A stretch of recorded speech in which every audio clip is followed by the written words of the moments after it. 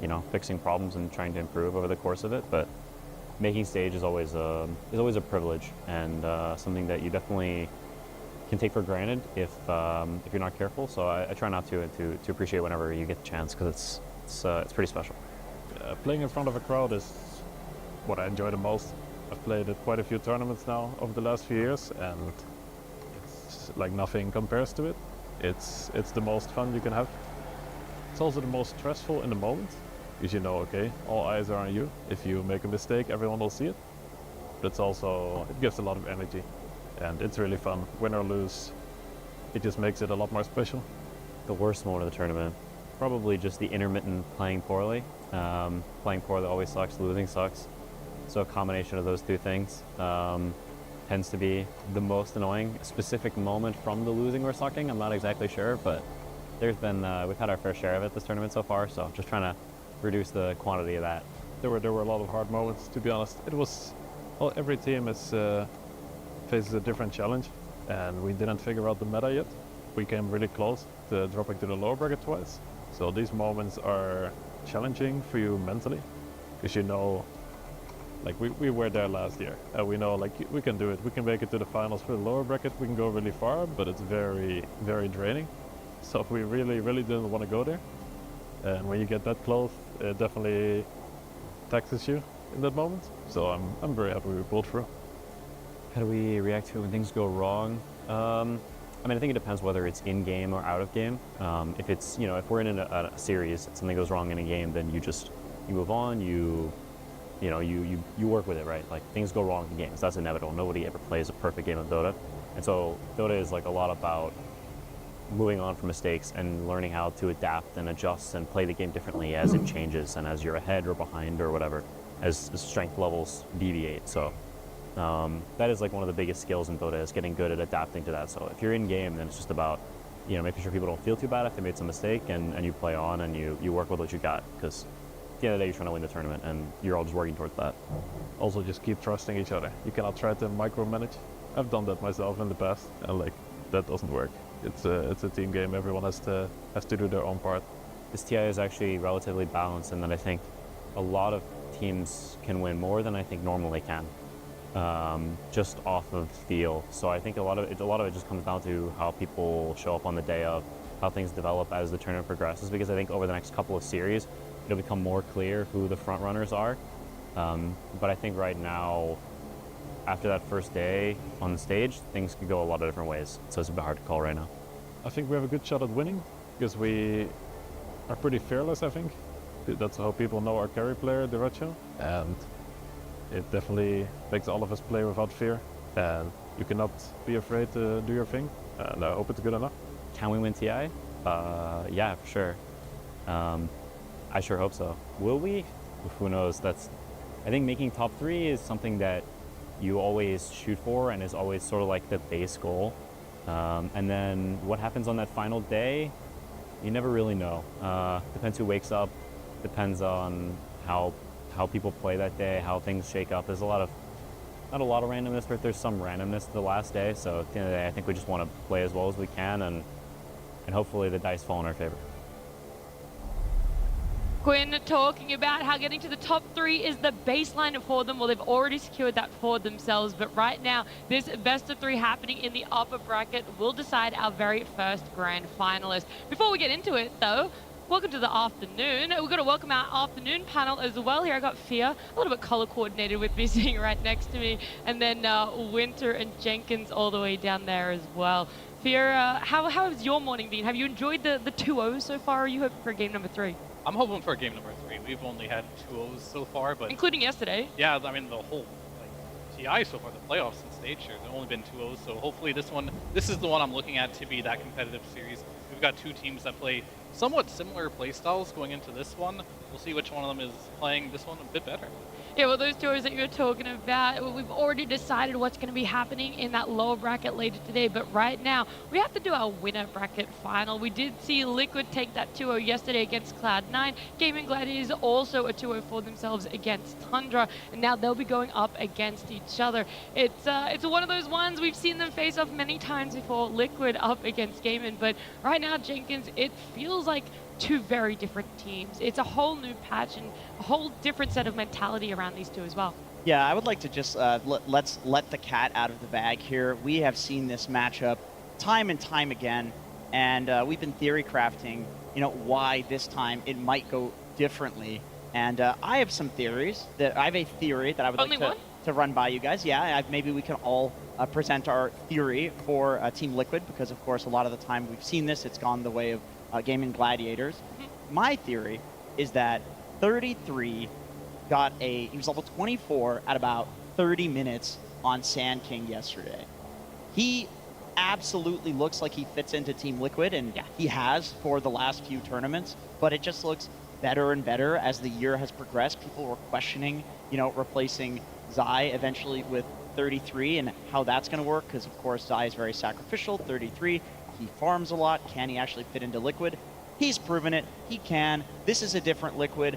I think this is going to be a competitive series, not the typical 2-0 from Gaming Gladiators that we're used to seeing. Yeah, I would say, they've actually maybe found a balance, Winter, of you can have that farming off lane, and now you can have an active carry, something that Mickey loves to do, and they're able to work a little bit more about that one. But do you think it's going to be a 2-0? Just some quick words, Winter? Oh, definitely not. I think this is going to be a very close series. Just by meta, I think Liquid has by far been in their best form, over the course of the last couple of months. And I feel like their major advantage right now is I think the meta really favors their playstyle. Yeah. Well, look, we're talking about these teams, but let's bring them out here onto stage. Our very first team coming out, Team Liquid.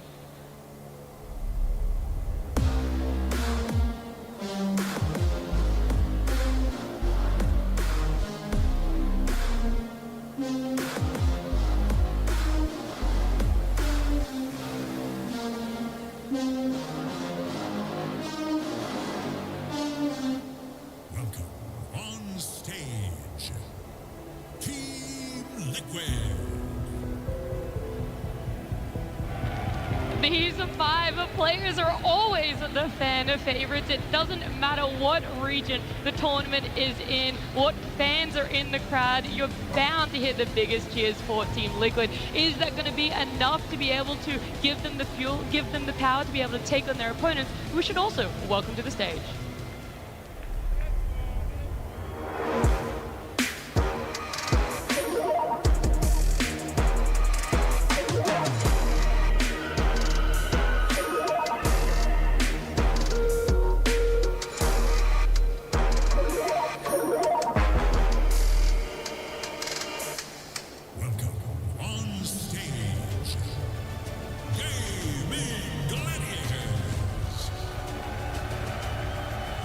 It's an intimidating stack of 5 walking out there. Every lane has been able to prove themselves in the past. And maybe for the first time at Jenkins, it feels like Liquid have a rival on how loud the crowd can get for them, because there are a lot of big cheers for Gaimin just then too. Yeah, I mean, Gaimin does, they're they've got the countrymen, they've got 2 Danes on their team. We've got a lot of representation here, actually, between these 2 teams. Quinn, one of the last North Americans standing, carrying the region. There's a lot of North Americans in the crowd as well.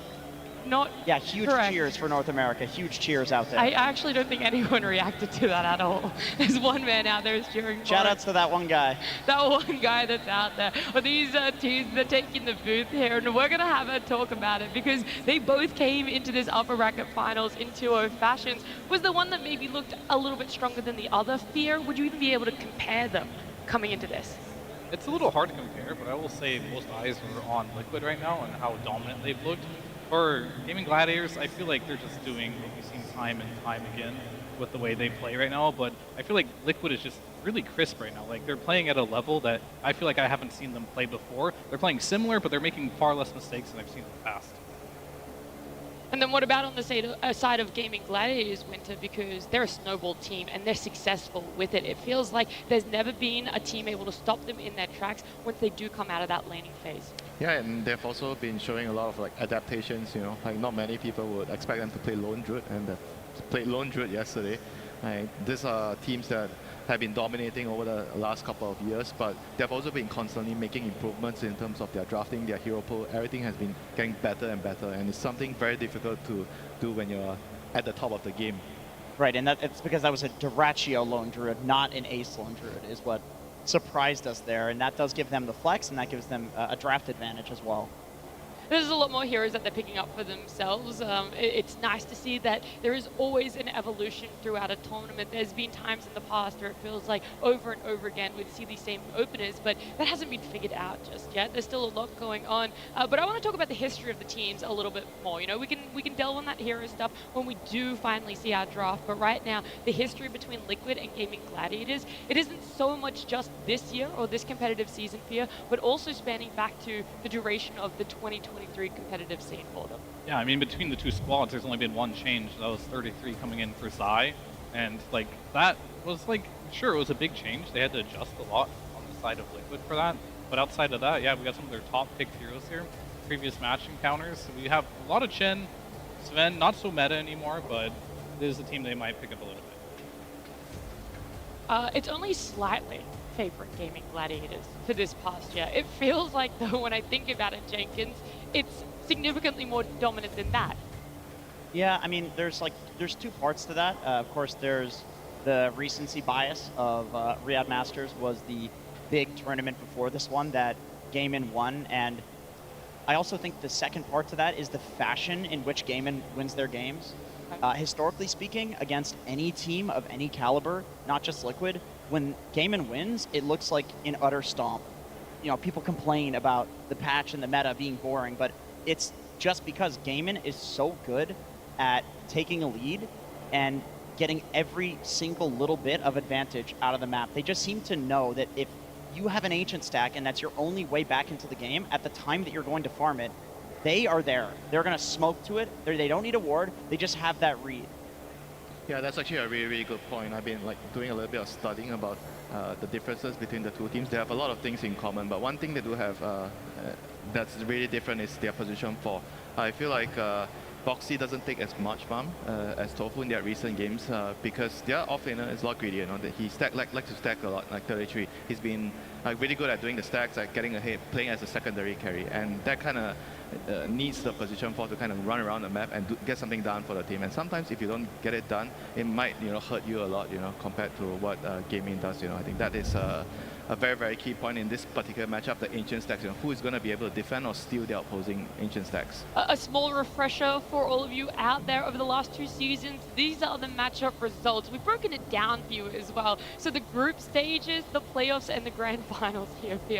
And I mean, the biggest one, the grand finals. Yeah, I mean, luckily this is a playoff match, right? And so far, Liquid, this is the only time in which they best Gaming Gladiators. Yep. So in group stages, they don't do so well. The interesting way about the group stages, why is there no draws in there? This team doesn't draw. It's either 2-0 or 0-2 either way. And same thing for the grand finals, 0-5 for Liquid, but we're not there yet. And I think that's a good thing for Liquid right now. They want to get there. Maybe someone in the lower bracket can knock out the Gaming Gladiators for them. That's going to be their wish and dream there. But right now, so far in the playoffs, Liquid, there's this whole narrative, oh, their game and they're going to lose. They're beating them in playoff matches throughout the last 2 years. Yeah, that's definitely the second part of the bias, is everybody always remembers the grand finals. I mean, the same thing happens every TI. People remember the top 1, the top 2, and it's like, who got 3rd at the last TI? You ask somebody that question, and it's all about the winners here. Well, that's the thing. Everyone's like, no one remembers second place, but unironically, these past 2 years is the one time you really remember second place. We do remember. It's been the same guys. Yeah, there might be a little bit of a burn if you're a Liquid fan, or a little bit of a chuckle if you are a Gaming fan. But right now, these common heroes that they share, also individual ones. That IO is the biggest one that stands out for me on Gaming Gladiators. Hasn't always brought that success for themselves. And on the other side, the supports for Liquid, that Dark Willow and that Treant protected too. So they're going outside of the box of supports that every other team here is also really enjoyed with top. Yeah, the supports are definitely going to play a very pivotal role. Both sides have a very different hero pool, but we might see again, some Enchantress, Chen, jungle heroes, the Igma. It's all about the efficiency, right? Getting towards your aura items where your cores don't really want to buy, but it's still a good item. It's just that your cores have better items to get, and if you can combine all those timings together, it just makes the game really, really quick. And if you make one mistake, just one mistake against an aura lineup, you're going to lose the map. I do remember yesterday in Gaming Gladiators matchup against Tundra, we were lucky enough to talk to Moon, and he said one of their strats coming up against Gaming was ban out as many summons as possible. Sure, it didn't work for them. is that something that Liquid might also look at? Is there a whole different direction that you even have to go in feel? I mean, these two teams are very intelligent. They spend a lot of time thinking about the game, and they have mock draft against each other. You can't ban out all their heroes. It's literally impossible. You also can't steal all their heroes and make sure they don't have the strategy. You just have to know how to play against it, and ideally, you can just match the tempo. There's just a couple teams in Dota right now, and they're all at the top of the international right now that you can't be greedy against. And here we are in the upper bracket finals. Neither of these teams play greedy, so it's going to be all about speed. I'm expecting whoever wins these games, they're going to be close games, and they're going to not going to be close. Sorry, they're going to be fast games, one way or the other. Because once you get a snowball, it's really hard to like throw that away, especially when you're this good. I think lots of fighting as well. We saw Tundra. They tried to run like 4 heroes at Mickey's lane, and Liquid responded with running 4 heroes at that lane as well. Yeah. I think that's the patch of Dota, because you win one fight, you get so much gold, you get an extra aura item, and then the next fight gets a lot easier. Liquid is a team especially that is picking a tower pusher in every single game that they play. They always have a tower pusher when they're building these auras, and Gaimin, I mean, that's been their MO since they have come into existence. So whichever team starts winning the fights is going to snowball the game, and I'm hoping we see some throws just for the entertainment value. Maybe in game 2 we'll get a 60-minute game like we've seen yesterday. You always keep asking for that, and that's the complete opposite of what Fia Well, saying. we got unlucky, but they got lucky. I mean, this is they just did. how it goes. The Man. morning These crew. teams are so good that once they win 2 fights in a row, they're just up 1 item. They're up 2 items, and at that point, the skill level is so similar that that difference in net worth is just ends the game typically. But I want to see some. I want to see some chokes. Yeah. I want to see some throws.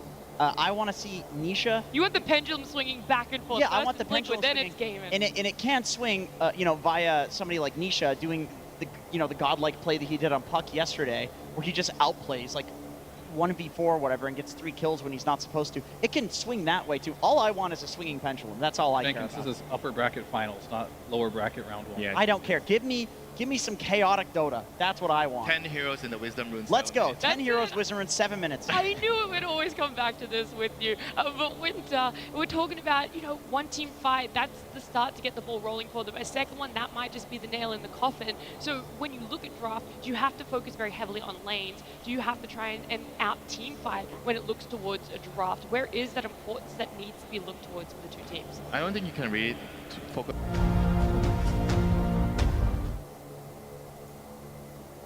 Really focuses on lanes. It didn't really work out so well. So all these teams that are remaining right now, they have everything. I wouldn't say that one team is going to be really, really good on lanes. Maybe you can put a slight advantage after you look at the draft. Okay, they have a better lane setup.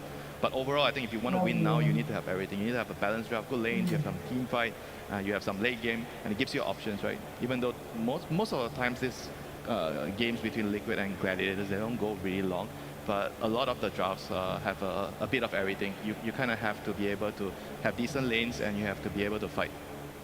I have one theory with regards to how Do love your theories. how one of these teams can irk out an advantage. And between these team fights, like let's say you take a fight, it goes 50-50.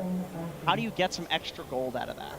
How do you turn that into an extra aura item that they're not going to have in the next fight? And some of the heroes that can do that are Doombringer, because he literally just creates gold, and Visage, which has been a pretty contested pick for 33. A lot of teams are banning this out. So I could see that being a strategy for Liquid, is just 5-manning to the 5-man of Gaimin, but then having these heroes that get more gold out of it, even if the fights go 50-50. When you're talking about the Visage getting more gold, you mean the The facet, yes. yes. If you would like to explain for people who might not be Yeah, so- up on par with their Visage knowledge. So the Visage facet basically gives you gold within 3 seconds if you've soul assumption somebody, but it's the most generous interpretation of the facet. Okay. If the soul assumption is flying through the air to hit somebody and they die to anything else, you get the gold. So you show up the fights, it's just a Midas. You're legitimately Midasing heroes. I thought it was going to be very overpowered coming into this tournament. It only seems like it's Team Liquid that agrees with that, but they have 33. This guy's the best Visage in the world. Jenkins, you're missing one hero. That's Alchemist. Okay. He All right. also makes gold out of nothing. Yeah, pitch me the Alchemist. Which team? is And gonna... Bounty Hunter while you're at it. No, let's Okay, not talk about yeah, that. we're gonna stay on track. We're gonna look at things that I are thought we're actually gonna nitpicking here. No. So you think Alchemist for Game and Gladiators then? Yeah, I think it's a hero that really suits Duracho's playstyle. We seen him like yesterday. I feel like the hero fits the way they want to play the game. He's very, very useful in the early game fights. He has a time where he's weak, where he needs to farm the Radiance. But even yesterday, when he didn't really get the Radiance, when they're defending the middle tower, I still see him showing up to defend the tower. You know? It's not like a hero that, oh, without Radiance, I'm not going to be on the map. You know, I'm going to be just hitting creeps, you know. Yeah, he's willing to show up, and luckily Alchemist has a stun, so Duracho can actually contribute to the fights, because whether he has a stun or not, he's showing up to the fights. Yeah, that's true. That's even before this patch. Let's talk about that's just something Duracho loves to do. He loves to show up to fights whenever he possibly can. Jenkins, I know you're holding out for a 5v5 at a 7-minute wisdom run. Any other wishes that the rest of my panelists would like for this series? Gate gank, 10 heroes, you know, it's what, 6 minutes? Catapult wave comes and there's like everyone's going, Mickey and Insania going through the gate. They do double gate all the time. Yeah. And Fear, any wishes before from you? I just want to see the cheesiest Dota possible. Auras galore, 5-manning, every tower. Look, that one might actually be possible, and I won't keep you waiting too much longer, especially those out in the crowd, as we do have our game number 1 draft. Team Liquid versus Game in Gladiators. Game 1. Our upper bracket finals here. Liquid against Game in Gladiators. Game at number 1. Draft coming up onto our screens, and we're going to see the first phase bans as well as that Doom opener. Exactly what you talked about, Jenkins, that you're able to pull gold out of nowhere on this map. I think whenever you have two teams that are so close in skill and so close in playstyle currently, that this does make a lot of sense. I mean, it's a 33 classic hero. The hero does not have a good win rate by any means. 36.4% on Radiant, 43.8 on Dire, of course, because he's a devil. That makes a lot of sense, but not a good win rate. I would imagine Liquid's win rate with it is quite a bit higher, because this is another one of those specialty heroes that no matter what the patch is, 33 will play Doom. I mean, the issue with this hero, I think we've briefly talked about in previous panels, is like the games that he has looked not so good are the games where he's been picked early and he got countered, but they don't really have the suitable position for a hero that can enable Doom in the lane. And some of the games that when we see Doom doing well, he was picked into a game later and he was picked with a purpose, like for example, dooming a Kunkka in a team fight. You know, he has a very, very direct contribution in the team fights, which allows them to win the engagements. Sure. Yeah, that makes sense. And I think, I mean, we've talked about this a lot on the panel, trying to figure this hero out. And Liquid does really like playing Dark Willow, and Dark Willow is one of the best heroes at getting you through the first 1 to 3 levels of the laning stage.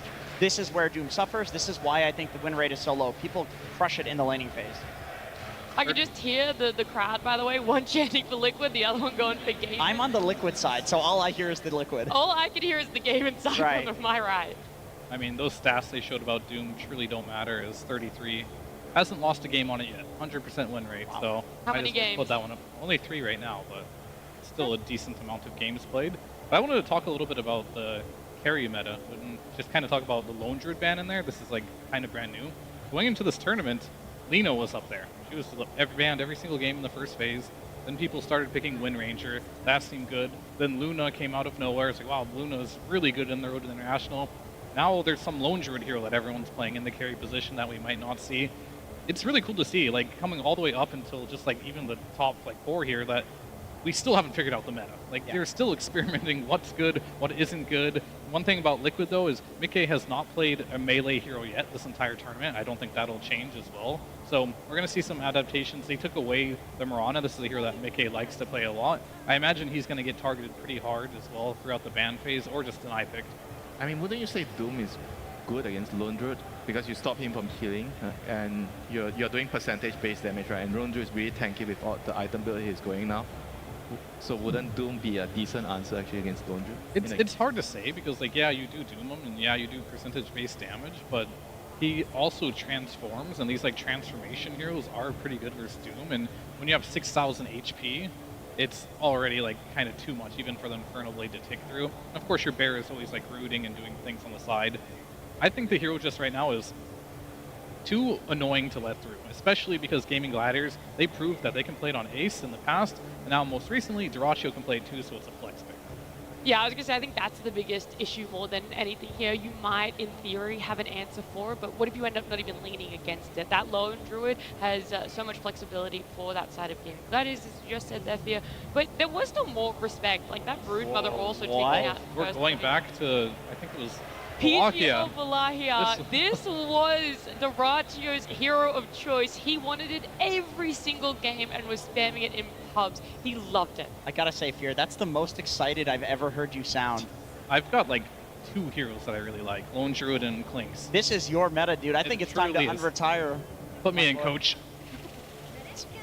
Well, give us some more about this Clinks. How is it working on this? Because the last time we saw it competitively, around 3 patches ago. Now, there's bound to have been some changes to it. Is it the way to go? You get the facet where it moves you when you kill a creep? Typically, that's what people like, yes. Both of them are, I would say it's like a 40-60 facet. Most people going with one that moves you, mainly because that removes the cooldown by 10 seconds on Death Pact, which allow you to use it more, not only for farming, but to keep your health up. And in some niche situations, you can just move your positioning a little bit, get out of danger. Got to be careful with it though if you don't know how to use it, because that could just put you in danger, and that's like the one drawback of that one. I do like the Dark Willow response to Clinks, because Arrow Barrage, that's the one. Like, you can use that on the Dark Willow, but when you're in Shadow Realm, it does absolutely nothing. Oh, that's one of the weird spells that just doesn't hit it doesn't do anything, right. So it's really hard for Clinks to kill that hero. On top of that, you have lots of disable. And Clinks is a hero, he's always been known for just assassinating supports right away, getting in good position with the Windwalk, getting right behind them and then killing them. Dark Willow, you can't really do that unless you itemize for like an Orchid, but that's not something you want to go on Clinks anymore. And you can easily just buy Yules, which is a pretty good item on Willow anyway. To Yeah, counter she's that. already going to get that. I was going to ask, what is the current build on Clinks? Because this is not really a meta hero, even in pubs.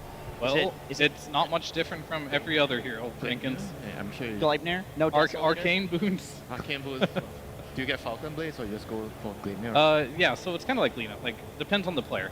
You can go Arcane Boots or Falcon Blade. Most likely, he's going to go Arcane Boots, Falcon Blade, into... Well, not the Falcon Blade. Arcane Boots into Gleipnir, into Dragonlance, into the Shard, into BKB crit. You know, same as every other hero does in the range position right now. So it's very strong in that regard, does lots of damage. But the downside and why we don't see it a lot compared to these other heroes is you're just really squishy. If you ever get on top of this hero, he dies incredibly easily. And the Chen kind of helps with the buffs, the heals, and everything. So what exactly is it about the buff that helps him live a little bit longer, or the playstyle? I mean, the of heals, he gives you armor, and you have creeps in front to tank, and the pace of the game as well. Chen and Clinks, you're going to be very, very fast. You're going to be pushing towers quickly. I think Clinks, you just kind of want to play in a way where you're always constantly pressuring. You don't really want to be defending your side of the map. I feel like Chen is the perfect support to do that. And they're going to add an Underlord, so you have global presence as well on top of that. So everything is going to be very, very fast. And whereas for Liquid, I think their draft seems like they're going to be playing a little bit more slow with the Trend, Wind Ranger. They both need a little bit more of time as well as the Doom. You know, you're going to go for the Midas, and it's going to take a little bit more time for you to get to your core items, your aura items. And you're probably going to be looking at trying to get the Doom on the Clinks if you can, you know. I mean, I do feel like we bring this up every time because it seems to happen a lot, where you pick Wind Ranger into Underlord. This hero has base damage reduction built into the hero, and he's a natural Crimson buyer. So the question becomes, why did Liquid do this anyway? And the answer usually is they see a window in the game to win the game. Wind Ranger gives that early tempo. He's able to go through the portal. You know, Wind Ranger can farm. Maybe they want to farm up some stacks or something like that, but there's some timing that they see where they can win the game. However, if the game does go late, Underlord is very good against Wind Ranger. Yeah, and this is a classic Gaming Gladiators right here. Get the Chen Underlord. They're going to buy all your auras for you. We even saw yesterday Tofu. He was like, I've got an Underlord Chen. I can just go BKB Daedalus on my Mirana and start scaling into the game, which is a pretty good approach there. And I think for Liquid, they definitely just like this Wind Ranger for the tempo. It is a hero that can slow down the Underlord in the laning stage, which I think is very important. When you go against Gaming Gladiators, if you allow them to have good laning stage, they'll take that laning stage, they'll transition that into an early push, into an unstoppable like ball, which gets an Aegis, goes to all your towers, and then you just feel like you can't fight. The game might just feel over. So Yeah. I do like the fact that they're going to slow that down a little bit. Tree is kind of doing similar things that Shen will do. He's also providing some auras in his own way, a little bit of team fight. But I will say, Gaming feel like they got everything they want so far in their draft. Yeah, for Liquid, they're going to be really counting on this Wind Ranger movements. I mean, we briefly talked about the 5v5 at the Wisdom Room, but I think Wind Ranger is probably the best carry right now at coming to fights. Like, if there's a fight in the Wisdom Room, if there's a fight in the mid tower, the power runes, you TP the Wind Ranger in, you have a power shot, because it's probably the best nuke, right, in the early game, non-ulti nuke. You throw a nuke from far, you're going to turn a gank around, you know, and going through the portal as well. Not many carries can do that kind of damage in the early levels. But we're still going to be looking for that mid laner, and what we do love to see On both teams- sides. Yeah, on both sides. Liquid are going to have to show theirs first. And what we do like to see is people picking up mid laners that can be active with those cores. And I'm wondering what's still left in the pool. Queen of Pain answered my question right there. That's an interesting one. I think Gaming, they definitely want a hero for Quinn that moves around the map, like typical, because you do have a hero like Underlord who's going to sit and farm a lot, doesn't make a lot of rotations. It's not like Centaur or someone that buys a blink and moves around, or Mars. So they need Quinn to fill that gap. And Qualpin historically has been pretty good versus most of them, and it can apply some pressure. But however, if Quinn can find that rotation hero and still do well versus the Quap, I feel like this could be a little bit greedy for Liquid here. They do have like a Doom in the offlane, they do have the Wind Ranger. Queen of Pain doesn't necessarily have the best lockdown either, pretty much doesn't have any, so they're going to be all in on like the laning stage and slowing the game down. So I'm very curious to see what Quinn is going to pick up against this one. Boker is great, banned out. What other melees could they possibly pick? Ricky? Tango's still Ricky. by the way. Alright, TK, that's a classic. It is not as good as some of the other spirits, moving around the map, of course, but all the other spirits don't lane well versus the Queen of Pain here. Very, very scary tempo here from the side of Gaming Gladiators. As well as Liquid, they have strong lanes here. They look pretty good as well, but they don't have that like group up 5-man potential that I see Gaming has, and this has always been the question, which of these teams is faster? And I feel like Gaming picked a faster lineup that can just be scarier if they get ahead. Well, I mean, outside that, you're saying they have this tempo. What if they don't really reach it, Winter? What if the lanes don't get absolutely stomped? They're able to come out evenly. Do they miss that window? Is it a little bit harder for them to be able to get back onto track and be able to snowball through it? No, I don't really think so. I think Gaming's heroes, even if they don't really win their lanes, as long as they get their levels and they're farming, they're going to be able to hit their timing no matter what. And it's going to be up to Liquid whether they can slow it down. Like I said just now, the Wind Ranger is going to play a very, very key role in this game, whether he can actually come to the important fight, stop Gaming from playing their tempo. And Jenkins, final thoughts from you as well? Yeah, I agree. I feel like if Liquid can get the game to go late and they get Nisha to, you know, his Aghanim Scepter, and they have Doom for the DK if he's really huge, I do think that Liquid can win this late. But it's Gaming we're talking about. Their games don't really go late. Yeah, a team that has always had that successful early game, a team that has been able to pull back what feels like games they're about to lose. But either way, let's get on into game number 1. But first, let's go down to our stage with Tsunami. Thank you very much. I am joined by Blitz of Team Liquid, where I have to wonder, we have been here 1,000 times before, Blitz, and oftentimes we see your players, we wonder, you know, is this some kind of mental block against Gaming Gladiators? But for you, on your end, on the draft side of things, on the preparation side of things, what's it like constantly going into this brick wall over and over again? For me, I don't get discouraged at all. I feel like if I have to play these guys 1,000 times, I'll fucking do it. Like, I don't care. It's some loser-ass mentality to think that they're going to just keep beating us. In my mind, we'll catch them slipping, and it's going to be here at this TI. Okay, I like the dynamic shift. And yet, while we may be changing the ideals and the angles of this draft, it seems like we're kind of throwing back into maybe like a Wallachia meta. Durachio's out here picking Clinks, you're obviously picking the Doom, which has brought you a lot of success. Seems like not too much has changed in that regard, despite the fact that a lot of this tournament has been shifting around in the meta. Yeah, I mean, we're like the two most boring teams. We all just play the same thing. Ned has played Doom like 100 times. These guys don't know anything other than picking Underlord and Chen, so, you know, it's really snooze, but I think we got their number this time. Will we at least get a Game 3, Blitz, or are you gonna 2-0 them or something? No, I think they'll give us like a competitive game 2, and then we'll crush them, so it's like a 2-1. Feels okay. Are we ready for a 3-game series, Copenhagen? Then let's make it happen. Over to our casters. Welcome to the upper bracket finals. We have Suns fan here. You can call me Suns Flem for this cast, as we are joined by the Great Dane himself, Cinderin. Hello. Hello. Wow, what a lead-in. What a lead into this series. Always love the pre-game interviews coming out from Blitz. There's always some spice there, expecting and it sounded like hoping for a 3-game series. And yeah, this is I love the edge that he has. He's like, yeah, we're just two boring teams playing the same stuff every time, and he's obviously just playing into what he's reading on Reddit, which is his second favorite thing to do, aside from being a coach, of course. Yep, of course. I think this is the type of game that the talk of the town after this game is going to be Clinks, right? It's the first pick of the entire tournament on this hero. Gaming Gladiators pick it as their second overall hero. Yeah, why so early? That is my question that remains to be answered. I think part of it here is this must be a lane counter, that they consider this hero exceptionally good against Doom, that this was what they prepped. And of course, a little bit of an X factor that I have started looking for a lot when teams are picking Mirana is how can you get multiple cores that really benefit from Solar Flare. Clinks gets a ton of attack speed and damage from that Mirana, so does the Dragon Knight. So, you know the way Gaming Gladiators usually like to peak around minute 20, it feels like Clinks is the type of hero that could do a ton with that Mirana. Yeah, absolutely. And in terms of the Clinks, we did see this in a few patches not too long ago. Cinder, I'm going to talk with a little deeper voice. I've seen it gone through the second puberty of my life for whatever reason here, probably because of your presence. And actually, Boxy is going to get gone on here. Celery, not able to finish the job though.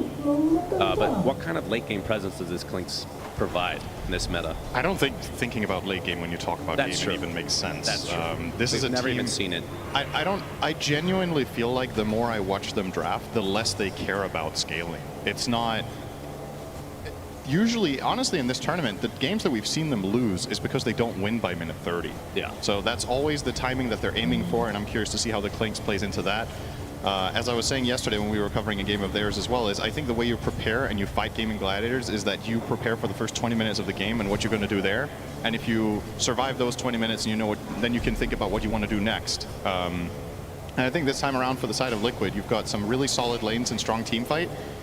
My main concern is, do you have enough damage? Because this is the issue that we've seen a lot of teams run into against a team like Gaimin, is you reach this 20-minute mark and they just can't kill them anymore. Yeah. Can Queen of Pain handle that with some pure damage? Can you handle it with just the Doom preventing Gaimin from healing? You can still put on the shields. We'll see if there's enough in the tank. And of course, potentially the highest teamfight damage output hero in the entire game right now is also on the side of Liquid with Mickey on the Windranger.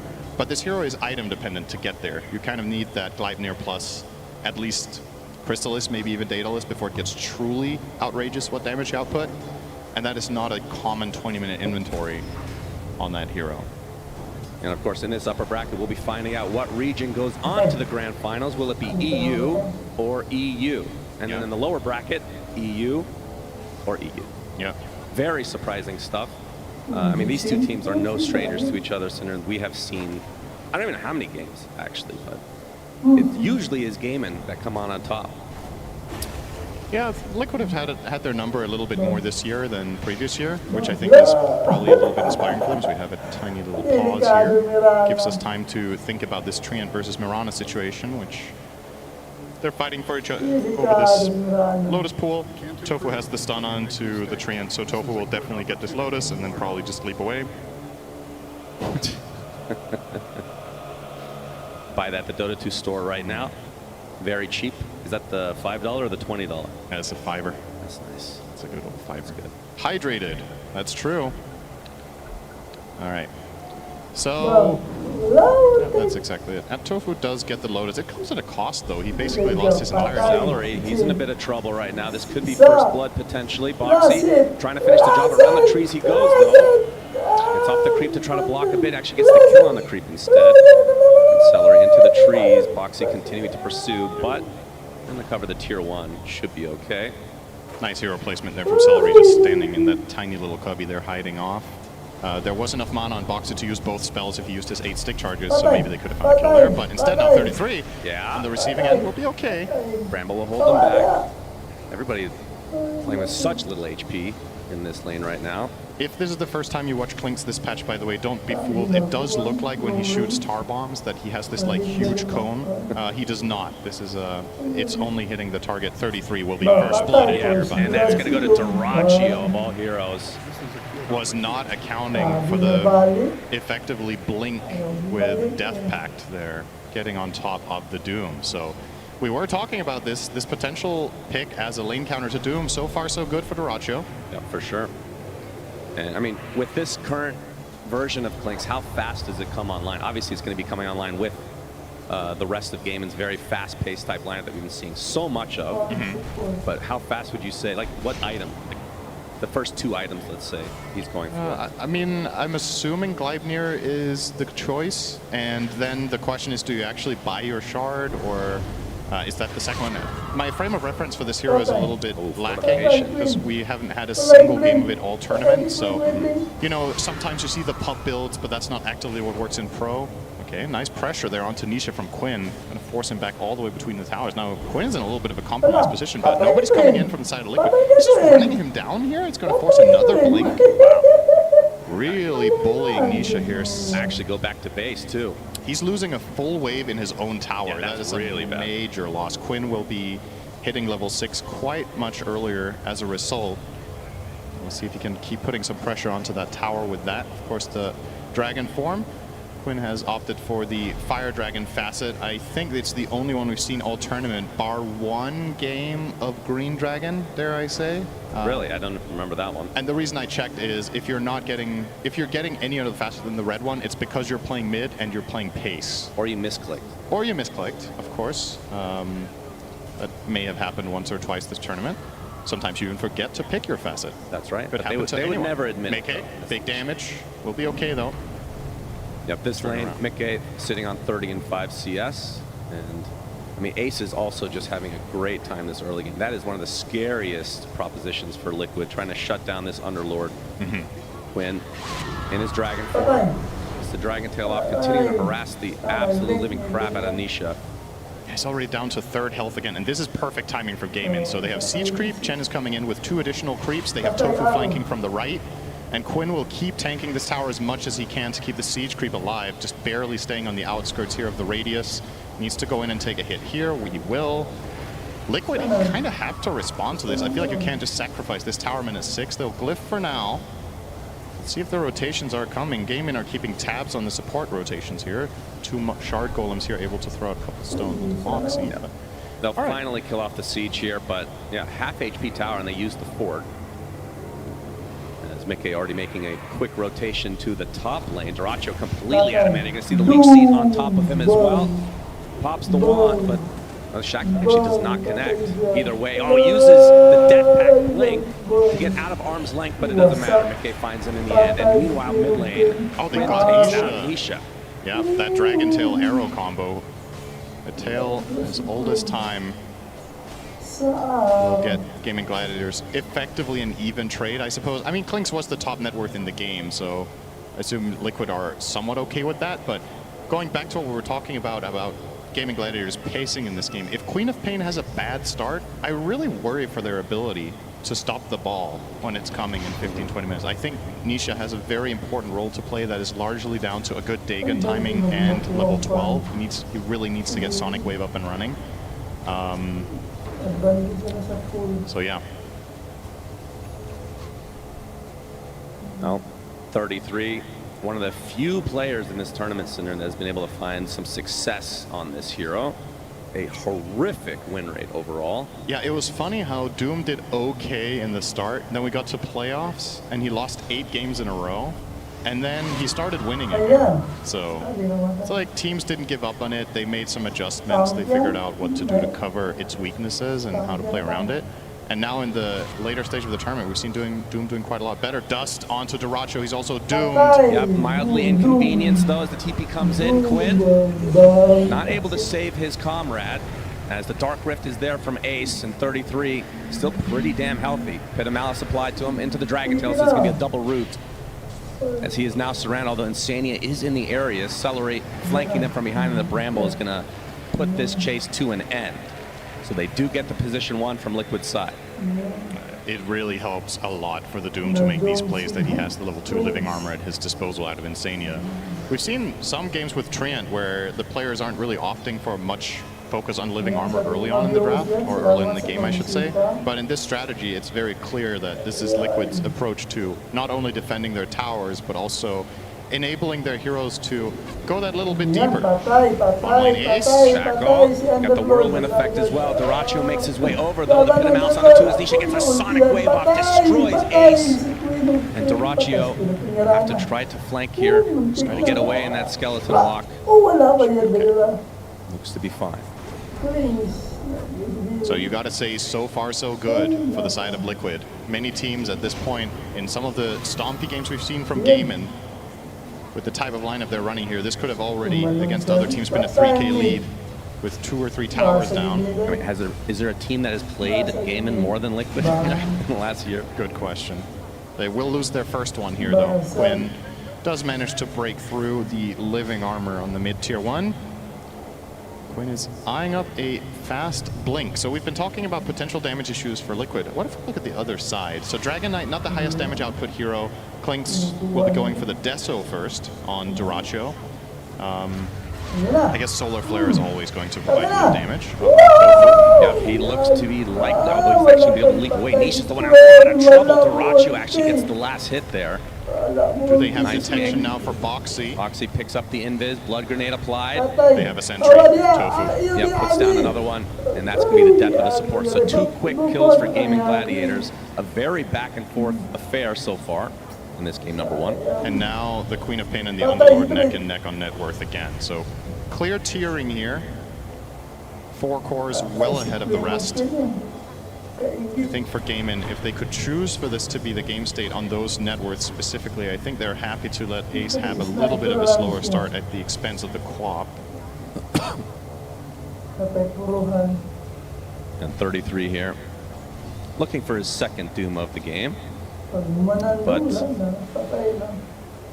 not sure what he wants to go for here, Cinder. And typically you see the Midas at some point, but we'll be going for the Crimson, knowing that Gaimin are going to be pushing really hard.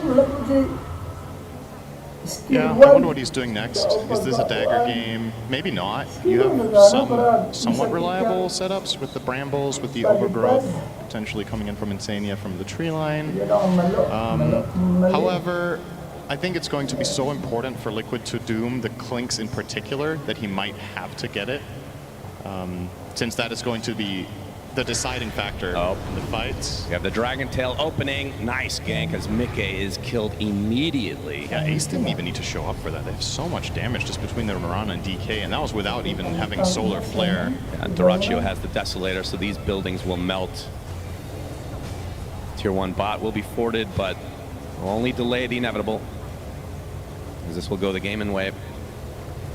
Question is, will that be reciprocated in the top lane?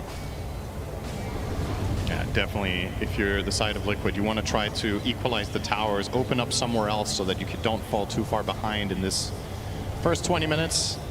The very classic Gaimin style is coming into effect. As we said earlier, not the stompiest early game they've had, but they still should be quite comfortable with the position they're in. Liquid will get that tower trade now, going the way of 33. So that's a Crimson Guard complete in 300 gold. Uh-oh, not again. Maybe. Oh, the arrow hits. Do they have the damage? Centaur Stomp to follow. It's going to get the winner off along with the Whirlwind. Insania is there for some moral support. Gets off the Overgrowth, but it's not enough. Mickey falls again. Yeah, Celery attacking there for 135 damage on Chen. I wonder why that is. Maybe Mirana pressed her ult, and then even though she was Overgrown, doesn't matter. Celery will just finish the kill with a nasty right click from Chen of all heroes. And yep, that is another big kill onto the Windranger. This is a hero that is able to open up the fights against Gaimin later down the line. We talked about those 2 damage items really getting there, but these 2 deaths back-to-back slows down Gleipnir significantly. Yep, Quinn going through the gate. He's going to meet 33. Dyrachyo was hounding him all the way. Already at half HP, trying to run away, but the question is, will he? Nice blink from Quinn. Has a stun up in a few seconds is Doraccio. Okay, the Crimson Guard's going to buy him a little bit of time. It's going to be close, though. A couple more right clicks will suffice. Still has a lot of move speed. Another phase boost activation is meanwhile Ace and Tofu die in the bot lane. And 33 finding a lot of distance here, attempting the TP. Looks like he's out of there. Wow, really tanky. That is such a crucial escape. Not only does he not die, but the amount of time that Gaimin just wastes on two of their cores creates tons of space down bottom to win that fight for Liquid, with Nisha and Mickey getting a kill each. And that will bring Mickey back in a comfortable position now in second on that net worth. And Liquid gets both wisdoms at the 14-minute. We've seen this time and time again, either the 7 or the 14, having huge impact. So Liquid definitely not falling behind like we've seen so many times against this Gaming Gladiators lineup. Okay, let's do a thought experiment. Okay. Somehow this game goes late. Who has a better lineup? I would say absolutely Radiant for me. Radiant? Yeah, I think so. I think the support opening on Zania. Yeah, Let's do a thought experiment. Where will he respawn in 30 seconds? It's a very philosophical question. Yes. Dragontail from Quinn. No follow-up, though. And the Dagon just to get some nice HP back for Nisha. He's level 11 now. So, the reason I think the Radiant lineup is so strong later in the game is that this Wind Ranger carry, we've seen many games where it just absolutely obliterates late game, and you're playing it together with two insane AoE support controllers, which is exactly what she wants to work with late in the game. You've got Overgrowth, you've got Terrorize. On top of that, Doom is one of the ultimate late gamers. So even if Gaming Gladiators get really farmed on multiple heroes, they might still just get doomed on 2 cores. Oh my god, he put him back into the pit, but I don't think there's going to be much follow-up here. Whirlwind to deal with some of these creeps. Mickey's fine. Very close to a kill, though for Gaimin. That would have been really crippling for the Windrunner. Top 2 net worth despite having these 2 deaths for Mickey. Yep. As Quinn's going to be found by Nisha. And Insane is slowed to a crawl. Dark Crypt is coming. 33's there as well. Gets off the Doom onto the Dragon. I know regen for you. Sonic Wave to follow. Looks like Quinn is likely going to fall no matter what. Now Ace trying to take up as much as possible. A nice pit. He's going to get Cursed Crown, though. Onto the high ground. He should survive. Either way, Gaimin lose Celery on top of the original. Doraccio in the middle of nowhere, as usual. Will be dusted using the Dark Pack to try to get away, but it's not going to be. 3 dead for Gaimin. And Liquid coming out on top big time. Yeah, this is the most important part of the game for the side of Liquid, and they're delivering. Just winning these fights handily. This isn't... Honestly, these fights aren't even really that close. The moment the Doom comes out on the Dragon Knight, Quinn can't stand his ground. He's not getting healed by the Chen, and they just step by step poke them down with all of their spells. It feels like Gaming Gladiators need to get some sort of pipe up and running to block a lot of this damage from the Wind Ranger, from the Doom, and from the Willow. Yeah, this is just a really awkward fight for Gaimin. And the Sonic Waves so far from Nisha have been on point. So for Gaming Gladiators, Cinderin, if you're behind, I mean, have we seen them behind at this stage of the game? Not in this stage of the tournament. I think this is the first time they get fair to Dragontail into Arrow. This should be a freebie. Yeah, it will. At this stage of the tournament, we haven't seen them challenge this much in the first 20 minutes. So this is already a very good look for Team Liquid. Talked about the scalability of their lineup and the way Gaimin usually win their games, and how sometimes it can seem like Gaimin are losing their way when they're 25 minutes and then things aren't going according to plan. And I want to say that's not because they don't know what to do. It's because the way they tailor their lineups and the way they strategize is very much built around this stage of the game being a success, which it almost always is. Nisha, Arrow's going to hit inside the Pit of Malice, so another root will come. Do they have the damage to finish the job? Dragontail as well? No. Nisha blinks out. That is a kill with Solar Flare, but it was on cooldown for Tofu. Actually true. That is true. Yeah. Crazy they will spell. force him back, and they will immediately look for something else here. So, full smoke up. Side of Liquid are grouped up and trying to connect. 33, if they found him here, that would be big. Yeah, very tanky boy. He blinks just in time. Quick fingers for 33. this is huge because this was potentially a Roche kill, actually. If they take out the Doom there, he wouldn't have had buyback, and they could have 5v4'd the Roche, so another good dodge. Dyrachyo dodging the dust as the smoke was popped, but Liquid just going to be happy with the Ward expedition here. And Ace has his Greaves. We'll be going for the Pipe of Insight next. Liquid look like they're looking for a fight. Not afraid right now. Kleipnir for Mickey. BKB looks to be next. I think whenever they have Doom ready, they're not necessarily favored in a fight, but if they get the fight on their terms, they're absolutely capable of killing off any hero of their choice and then building it around that. Tofu will get the leap off in time, so won't get shackled here against that Gleipnir. So another gank dodged, one from either side. Now, will Liquid force this? Will they just go straight into the tower? And what will Gaimin do? Dyrachyo has no mana. Running around the mid area of the map, doesn't really have much to offer, and looks like Gaimin Gladiators are just full-on forfeiting this tower.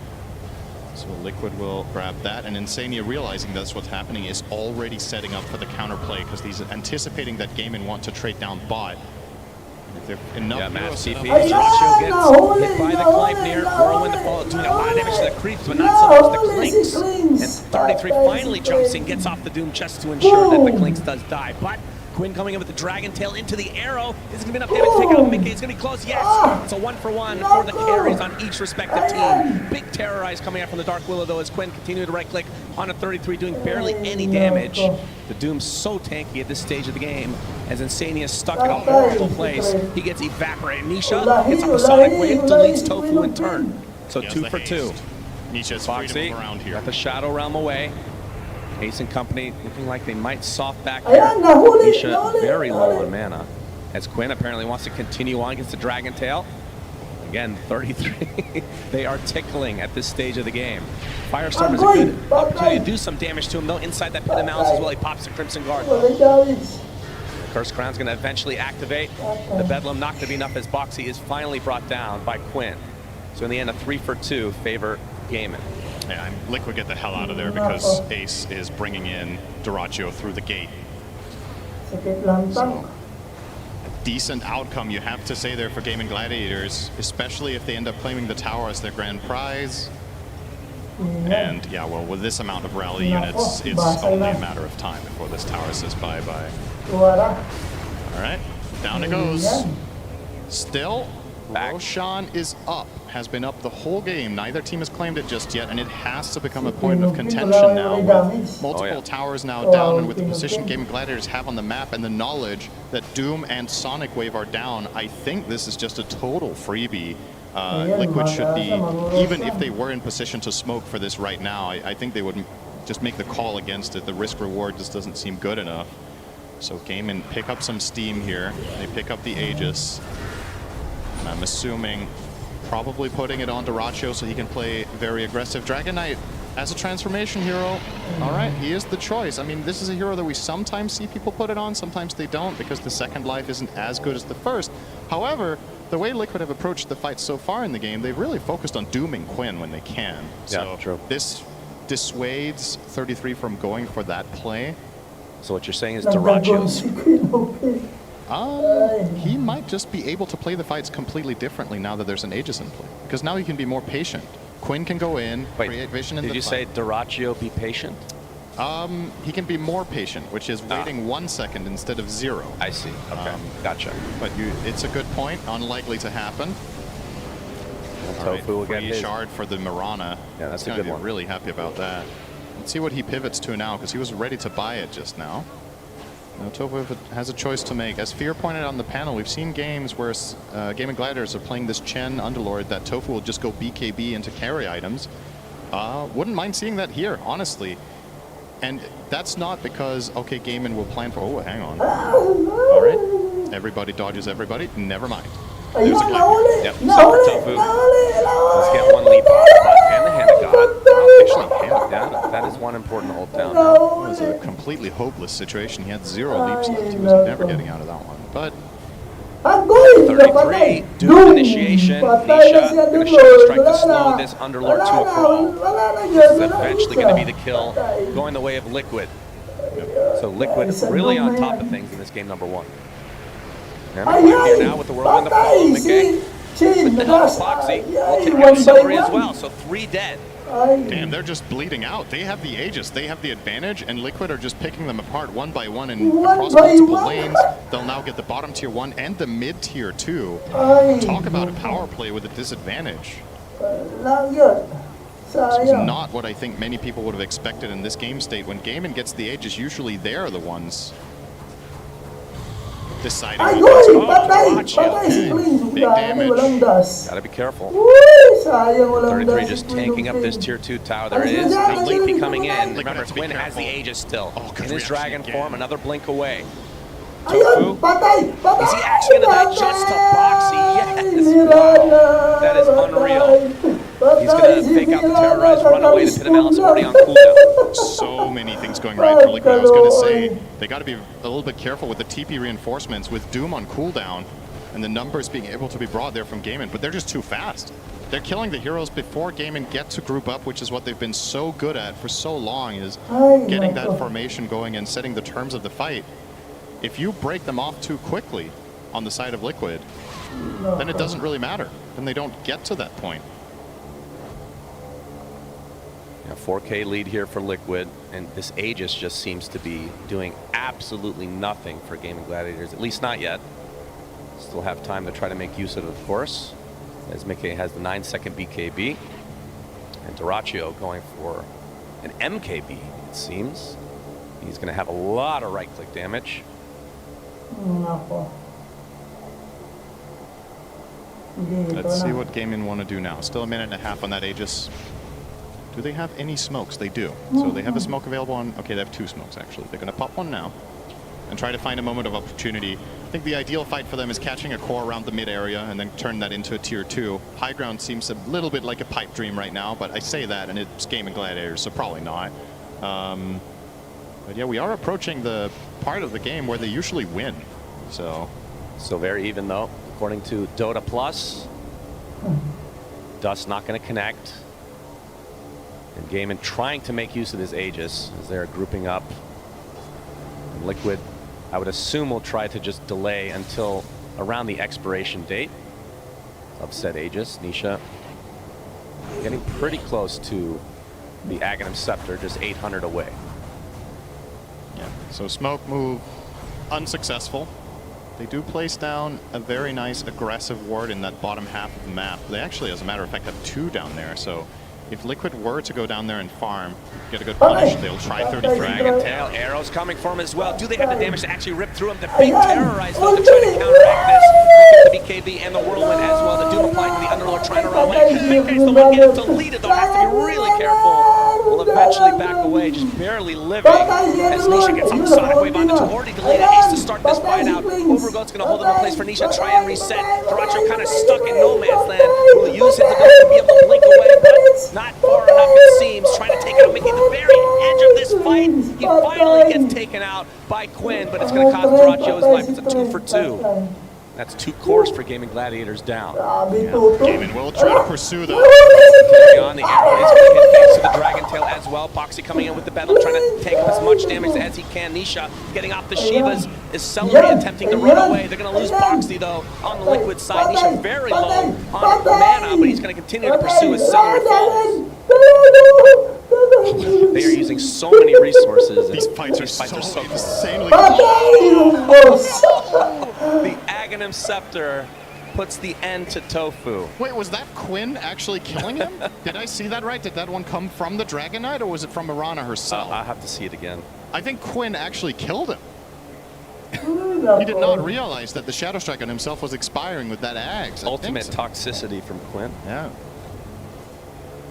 He wants a better solar flare is what he's trying to say. You get an upgraded version. I'm not sure if that one was from the DK, but it did look like it. It can be a bit difficult to tell sometimes, but nice little extra kill for Nisha. We'll watch it again here. I mean, what an insanely long fight this one. Yeah, a really good terrorize as well from Boxy. basically resetting things completely. And I don't know how Mickey lives so long in this engagement. So the way Mickey is playing this fight is kind of interesting. He walks in with BKB and Whirlwind, and he's waiting to wind run until he's on 20%. He had it ready the whole time. So he's tanking up whatever damage he can, knowing that when he wind runs, he's more or less invincible against the Dire lineup. So he's kind of baiting them to spend as many resources as possible that amount to nothing. This is going to become dangerous when Klinks gets some True Strike, though. And we're not far off that MKB, which could completely change the course of this game when Duracho gets it. This fight was still, this was this long, apparently. Look what Mickey has. So there's the Shadow Strike with the Agnum Scepter. Let's see. As Celery falls here. And eventually, okay, so Tofu's the one that's Shadow Struck right now. Quinn, I don't think he is. Or is he? Oh, yeah, you're right. He is.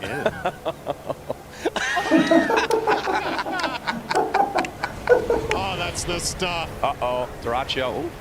Nice. Pit of Malice from Ace to disengage here. Although he's stuck in place thanks to the Gale Force. And Gaming Gladiator's trying to disengage now. That's going to make a great GIF. That is so good, man. Aw. Make that into a meme immediately, please. Thank you. Good, man. You gotta, I mean, Quinn is just good at reaction faces in general. So when you get a moment like that, that's the player you want it to happen to. It's awesome. Oh, man. What do you make of Wind Ranger? I think, is this the first time we see Revenant's Brooch queued up on this hero? I feel like this is not a build that has been common at all here. That's cool. So just to remind everyone how this item works, since I don't think I've seen it a single game this tournament, it gives you damage and spell lifesteal, and then you can toggle it on to make your attacks cost more mana, but they deal magic damage and they can hit ethereal units but not crit. So he hasn't gone for the Daedalus, so maybe he won't at all, and he's trying to kill the enemy heroes through magic damage rather than physical, knowing that he's against Dragon Knight, knowing that he's against the Chen Divine Favor. Interesting option here. I feel like this item is very hit or miss. Yeah, it sounds like we have a listen in right here. Let's take a listen. Not too bad, guys. This game better than this game. This fight's so good. Holy shit! Tang ang ilang one, Dragonix. Tang ang ilang ano, si Doom. Ayan. There we go. I have no idea what he just said, but that would probably make a good voice line. Which is always worth a listen in, of course. Yeah, that's how you too, as a Twitch chatter, can be top 3 at TI. Oh yeah. This is how comms are during high-stakes games playing for 7 digits. You know, it's interesting, isn't it? They're just humans like the rest of us, except in Dota they're kind of godlike. But you know, they can be subhuman at times as well, of course, as can we all. Yeah.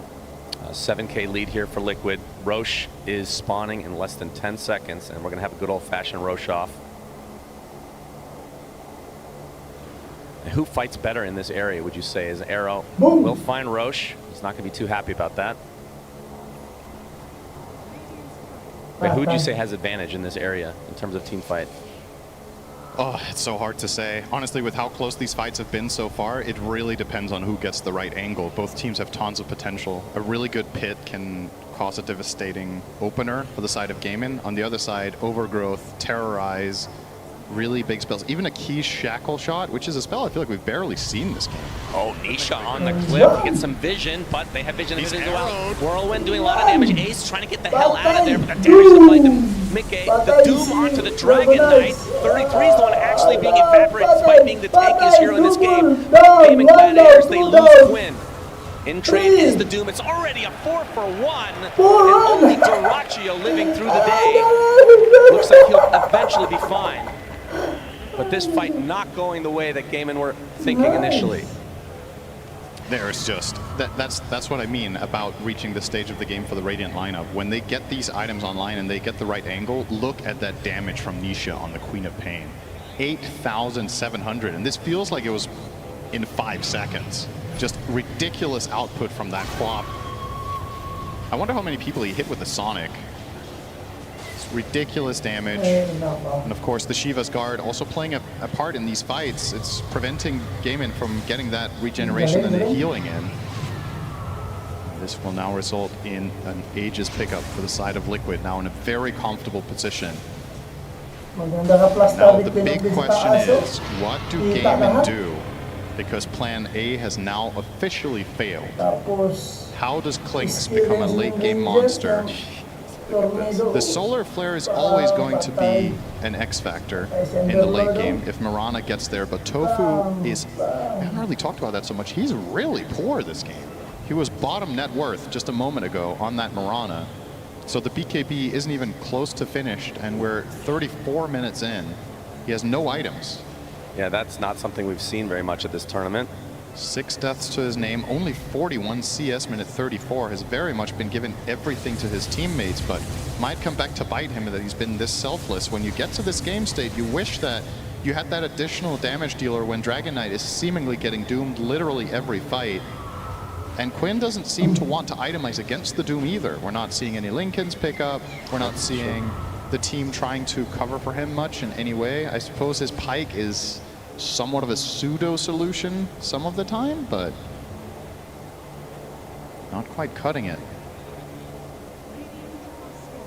Well, we're not too far away from the Revenant's Brooch, which, like you said, might be the first purchase the entire tournament. I feel like this item has not been a thing for quite a while, since they changed the fact that you can't crit with it, right? That was the old Rebuke strat or PA strat. Yeah. It was a lot of fun for a couple weeks that it was relevant. Yeah, for the people that used it, everybody else hated it. That's Dota in a nutshell, though. Tormentor will go the way of Celery, so he now gets the Holy Persuasion upgrade. So now can take an Ancient Creep based on the level of Hand of God, so he can take 2 Ancients. I think you definitely want to get an Ancient Granite Golem here. It really feels like a matter of getting enough health on your team. Yeah. The armor from the Black Dragon, maybe not as important, given that the Doracho, or excuse me, Mickey is completing the brooch. Wonder if they think he is, though. They've only seen the Sacred Relic, so they might not even think he's going this path. Yeah, true. Could just as well have been a Nullifier buildup, or Radiance if this was 10,000 MMR lower than it is, or maybe 12,000 lower. Yeah, got to get used to that. Now high MMR is actually 15K from what I've been told. Wow. So just keeps going. So there it is. Revenant's Brooch. Yeah. We'll see how effective it is. Needs to remember to toggle it. This is one of those things where, you know, you haven't really used this item very much, probably, as a player in the last bit of time. Gotta keep that. It's like an extra mental note you need to keep in check, and these fights are very fast and very chaotic. Nisha pushing out the wave. He has Aegis, so risk reward here. Okay, well, they're actually going to try to jump Quinn, but he finds the distance. Although 33 going in really deep, gets the Doom and the Sonic Wave onto this Dragon Knight. Quinn is dead. Does not have the buyback whatsoever, as Mickey taking a decent brunt of the damage, but Ace, he's taken out in his own base as well. Mickey eventually falls. 80 seconds of no winner. That's actually so big. If he doesn't die there, they could probably continue this push. I don't know if they can now. Yeah. Maybe they still can. I mean, Nisha has 2 lives, and he is the strongest hero in the game, arguably. Yeah, a minute and a half on this Aegis. But no DK, no Underlord. Pretty huge for your defense here if you're gaming. As Nisha's going to jump in, look at the damage onto the Chen. The arrow is going to connect again. There's 2 lives on this Quap. Terrorize comes out as Nisha wants to finish the job. Godlike for him. Deletes Celery. The buildings, though, not going down quite as fast, Cinderin. Yeah, their lineup is not good at pushing, just flat out. Even if Mickey, I mean, if Mickey's alive, they're obviously much better, but doesn't have focus fire, of course. So they get the tier 3 and will reposition. Another minute on this Aegis. This might be all they get, but it's, I say that. It's still big. It's a lot. They got a lot out of that. This does open the avenue for Gaming Gladiators of potentially focusing Nisha in the next fight, but he has just shown such incredible resilience in the fights. He's a really tough kill. He's got 3,400 health, about 50 armor when he gets... He has 50 armor on Quap when he gets living armor. I had to do a double take on that. I can't believe I'm saying that out loud, that Quap has that much armor. That's so what you're saying is Clinks needs a Revenant's Brooch as well. I think the Daedalus is probably the right choice that he's going for. Yeah, this is just not what you're used to seeing in the past from Queen of Pain, right? He's just so stupidly tanky when he gets that living armor put on him. He will swap out his Craggy Coat for Ascetic's Cap, so he's losing some armor now, but still, he is ridiculously tanky, and you better 100 to 0 him, because you know if you don't, he's going to heal up Yeah. With that spell lifesteal from the Dagon, from the Ags, from the Sonic Wave, it's a ton of healing, which effectively turns your damage to dust. So, gotta make sure. And that's a problem here, right? Do Gaimin actually even have that amount of damage to begin with? Right. Oh boy. Nisha. She does. Power Shock gets a little bit of vision. 33 and company will find Quinn in the trees. Sonic Wave expended just to make sure that he dies. It's a 25-second cooldown. He can use this for anything he wants on Nisha. So Quinn does have buyback, but we'll have to sit things out for 70 seconds if he doesn't want to use it. And of course, the Aegis, like you said, is already expired. So from Liquid's perspective, Cinderin, wait for the next Roche or some other plan?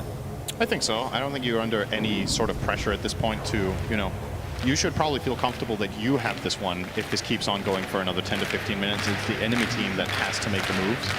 So as long as you map control, push out the waves, control the right areas, and prepare for that Roche, I think everything is going just according to plan. So we're hearing more and more "Let's Go Liquids" and more cheers. There are fans in the crowd here that have been waiting for this for 3 years for Liquid to finally beat Gaming Gladiators in a singular game. And this might just be the one. Yep, they've definitely been better against them this year, and they're showing it this game too. Yep, they certainly have done their homework. Another tier 3 dead. Yeah. Mickey and company going to focus on the racks now. Quinn up in 10 seconds. Gaimin desperately needing to hold this. Might have to give up this melee though. It's going to refresh the fortification though. Yeah, no And reason. with that, Liquid will back away. Yep. And Nice we won't little know about Roche for another minute and a half. But yeah, this is getting very scary for Gaimin. It's a great grab. Yeah, absolutely. Time to, as you said, we will know in a minute and 15. The teams obviously will not. So the potential respawn is over the course of the next 4 minutes. And as long as you know, cover the map well, and keep pushing out, it feels like Gaimin are approaching the type of late game where it's like, all right, now they are the ones who have to go for what every team faces against them. It seemingly is that last Hail Mary fight when you're starting to be in a really crippling position. But I do feel like they want to wait for the last item on Duracho. I feel like if he can get this data list, that's when they want to go all in. So despite actually being in a spot on the map and having okay-ish waves to go for a smoke, I think they'll decide against it specifically to get that one item up in him. Tofu is solo smoked. Oh, it's Ninja Gear. Okay. Yep, best neutral in the game still, 2024. Yeah, it's been tier 1 for as long as Gaming Gladiators have, it seems like. Yeah, it's connected, I'm sure. Nah, most of their games are over before it can drop. That's true, actually, yeah. Not this one. Trickster Cloak picked up by Celery, so a little more defensive line for him. The Ancient Guardian on Duracho could become important because, oh, hang on, gets those dice. 33 trying to go for it. Oh, he comes out from Duracho. Pitamalis to prevent any further pursuit. Well, although Nisha wants to continue, Sonic Wave applied to only 2. And Quinn will pop the Dragon for him. Nisha going in really deep. He's going to get Dragon Tail. He's going to get 100 to 0. He's dead. Does have his buyback, though. You can see the clicks finally go down, but Duracho just melts. Buyback comes out immediately from Nisha. Mickey with the big whirlwind doing so much damage. Tofu will TP out, though, as 33 eventually will drop to Quinn. Surely blinks away to ensure the kill. So it's a 3 for 2, I believe, with a buyback coming out from Nisha. Nisha knows that if he were to get killed there, they have to drop absolutely everything on him, and he can buyback TP, so he will rejoin that fight. But honestly, I still think that was okay-ish for Gaming Gladiators. Yeah, they lose 2 cores of their own, but they find a big kill. Duracho now has enough gold for his item. I don't think this is going to turn into a potential Rax push. Maybe if you have to buyback the Underlord, then I guess it looks even better for Liquid. But they're not going to buy back their own Doom, I think. Yep, Quinn, Gale Force being really annoying. They're not glyphing yet. All right, finally comes now, but out. there's the banner. So the glyph not going to do anything. That's right. And they are not buying back their Underlord. They're going to concede the tower. Duracho has completed his concede item. more than this if they're not careful. Focus now onto the melee. Underlord up in 15, Clinks in 25. Like you said, the buyback is still there for Ace, but they will give up another barracks. So 2 melees dead. The range actually goes down in the top lane right now to the creeps alone. So 1 lane remaining here. Basically, yeah. For the side of Gaimin. Yeah, okay. And 100 HP on a range tracks, which is 1 little poke from any of the farmed heroes. Octarine core on the Willow. Wow. All right. Well, Boxy has got some stuff going this game. Yeah.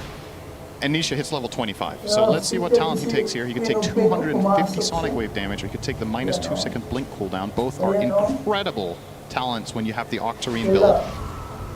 As we've established already, the Sonic Wave has a cooldown of 26 seconds, so adding a 250 pure damage to that feels real good. God, Whirlwind is insane in these late game scenarios. Mickey did so much damage here. And now he has the 25 talent on him as well, which is Whirlwind kills extend duration by 2 seconds. Oh so boy, yeah. That's even longer. Nisha will take the Sonic Wave damage over the blink cooldown. Would have put his blink on a 2.5 second CD, but wants the damage. Yep, Gaiman wanted to try to contest this. You can see that Roche, a little bit damaged, will go back into the pit, so we have the good old-fashioned Roche shot for Roche number 3. We have a refresher now on 33. This could have huge implications on this game. Yeah. On this fight specifically. Easily has the mana to use it with the Octarine that he bought earlier. Liquid. Keeping their composure here. This is the vision is everything He here. looks at Quinn, they look at each other. Quinn gets the stun off first, pops the BKB. Sonic Wave onto 2 though. The Doom onto Quinn. He tries to get the high ground. Whirlwind with the overgrowth combination, just shredding these heroes on Gaming Gladiator's side. Quinn is going to be next, but he was doomed at the beginning of the fight. They're going to buy back in mass. But 33, he might be the first to fall for Liquid. He's on the other side of the trees. Tofu, eventually, no! He actually lives on Doom some way, somehow. And only one member of Gaiman alive, and it's the Underlord. And this is a Roche for Liquid. That was completely clean. They offer up the Doom, and as Dragon Knight tries to blink Dragon Tail him, he doesn't manage to chain it before they get the BKB off, and 33 gets the Doom off on DK. He's screwed in that fight. And he gets All right, Roche really wants to go home, but he will die here. And the refresher shard will drop. And the question is, can they just end here, Cinder? Clinks is dead for 60, so Quinn is for Dragon. 50. Yeah, there is no way. This isn't minimum megas. I mean, what are you going to defend with? Underlord is auras only. He has no damage, no utility to try to delay the push. Except, I mean, he's going to Crimson Guard the barracks, right? But they don't have Glyph. Yeah, Raindrax taken out by 33, and now Mickey and company focusing on the mid lane. And this will be uncontested, of course. Mirana's up in 5 seconds. They even have the banner here, so this wave. Oh, yeah. That's a pretty nice placement. Now the tier 4s are next for Liquid, trying to take this game number 1 here in the upper bracket finals. Quinn up in 15 seconds. Clinks in 15. They're going to lose at least one tier 4, maybe both, with the Ancient being fully exposed. We might see a big team fight here. 33 jumps in. You can see the Whirlwind Mickey is just shredding everybody. The Doom applied to Ace as well. He's dead. No buyback. Celery's next. And now, again, it's going to be 3 versus 5. Just 2 different heroes dead this time around for Gaming Gladiators. Quinn jumping in with one last ditch effort will pop the BKB. Duracho doing a lot of damage to Nisha, but he's just going to shrug it off because he has that second life in the Aegis. Oh, big damage here. Burning Rock's doing quite a bit. Aegis still intact. 33, not able to get the top of the overgrowth onto 2. Do they have the damage to finish these heroes off? Looks like the Mirana is dead. GG is called. Liquid take game number 1. Which is exactly what we wanted to see, a close game, Cinder. I think we saw that this time. Yeah, I mean, if any game gets past 35 minutes with Gaiman in it, it's probably a close one, right? But in reality, how close was this game actually? Because Liquid, it felt like won basically every single fight from 20-minute onward, or at least tied it, and just got so much value out of their support duo. I think everyone in their team played a massive game, and especially Nisha on that Queen of Pain. Oh my, so much damage. Absolutely. Let's see what the panel has to say about this game, number 1. Well, look, originally I was going to say it was a close game. It was that back and forth that Jenkins wanted. But Synderen and Sunspan making it very clear there that a lot of these team fights just going the way of Liquid. And Jenkins, it was down to that support duo. I mean, that last fight, very heavily on Insania with the overgrowth there. Fantastic positioning from him. But even before that, just the fears coming out from Boxy on the Dark Below too. Yeah, honestly, everybody on Liquid completely clutched that game. If I had to pick an absolute MVP, I would say Nisha on Queen of Pain, but they were such a unit. We saw that whenever 33 was able to doom Quinn, they were winning fights, but then he went for a Revenant's Brooch on Wind Ranger for Mickey, and then all of a sudden the Doom switches to the Clinks, because that's when Duraccio could have actually carried the game, because he was doing some serious damage in the late game there. So they basically identified that as the game was progressing, they're going to change the way that they take these fights, and that is very impressive. They didn't have to lose fights to make that distinction, to know that that's how they had to change it. Because the thing is, if you lose a fight to Gaimin, they're going to beat you. Like, that's enough for them. So Liquid played this game completely flawlessly. Yeah, well, we just saw one of the very first team fights that happened in that game, and that also went the way of Liquid. So it was phenomenal how they weren't able to give Gaming Gladiators the space that they normally are able to get for themselves here.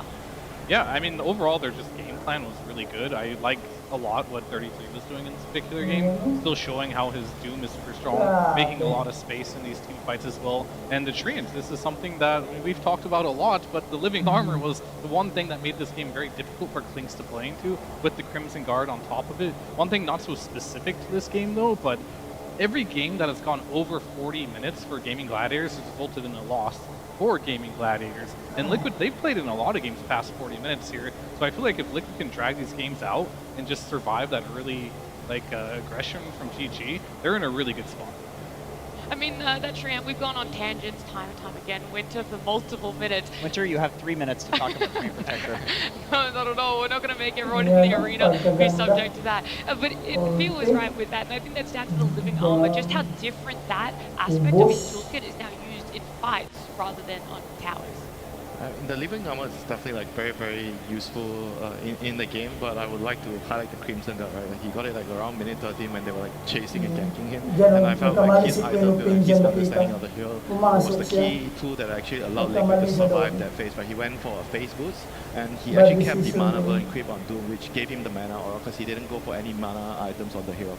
So when you go Pipe plus Crimson without a mana item, usually you have mana problems, but with that creep, it kind of solves that problem, and it gives him a lot of value in the game by rushing the armor items. It kind of nullifies the Clink's physical damage in the early game. Yeah.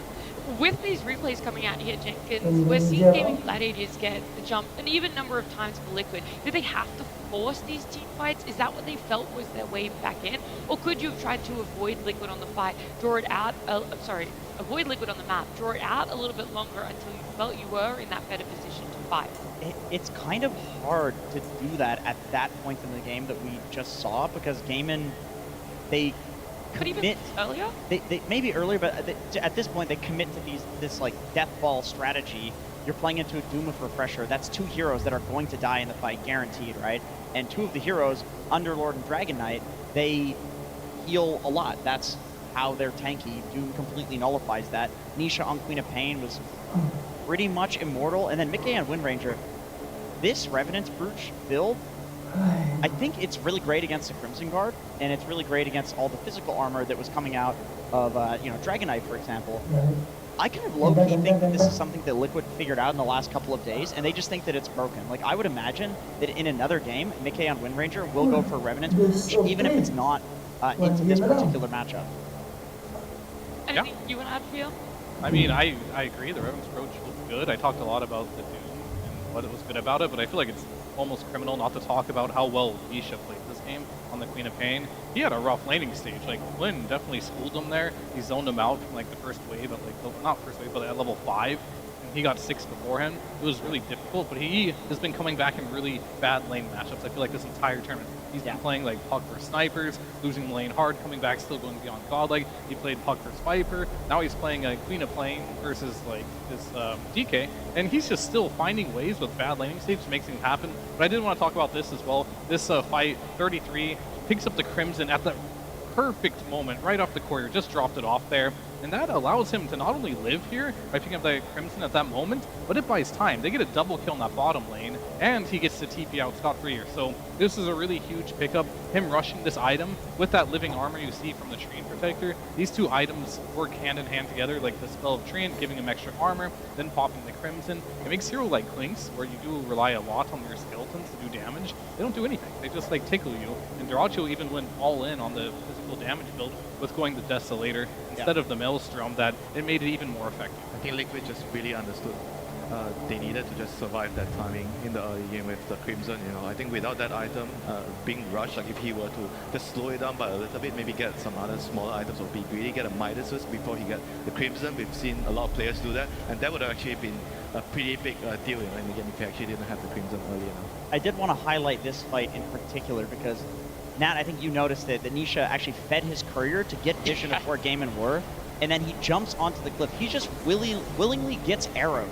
to give his team vision of this fight, because 33, they knew that if they doom Quinn on DK, they win the fight. If they doom anybody else, they lose the fight, because DK is the only one that's going to output enough damage. DK is the one that's going to survive. If they don't doom him, he's too tanky. And all of this was achievable because Nisha was just blinking in head first. And they were blinking onto a Gaimin Gladiator's ward. Like, fighting into a ward is one of the biggest, like, death sentences you can do in Dota.